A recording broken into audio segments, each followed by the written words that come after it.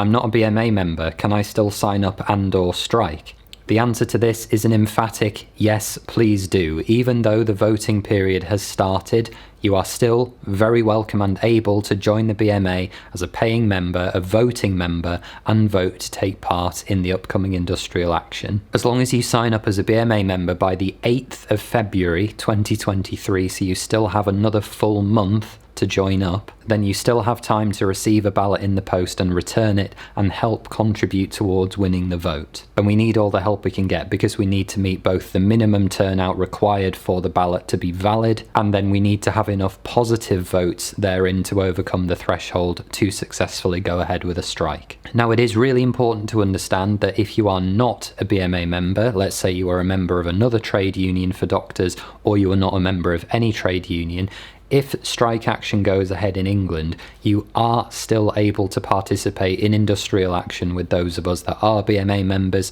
even though you yourself are not. You are still subject to exactly the same protections as a worker as anyone else. The difficulty, however, is that if the trusts try any shenanigans, as they may do, or indeed the government tries any shenanigans, as they are doing, then the BMA is unable to help anybody who is not a BMA member at the time that you decide to take part in industrial action. If you emphatically want to strike and you are not yet a BMA member, the single best thing you can do is sign up today as a voting BMA member, get your orange ballot in the post, send it back, have your vote registered, and then you will benefit from not only the ability to strike, which you would always have, but also the full degree of protection that the BMA can provide for you as a paying union member. We are much, much stronger as a collective, and the more members and the more votes we can get behind this, the better we are.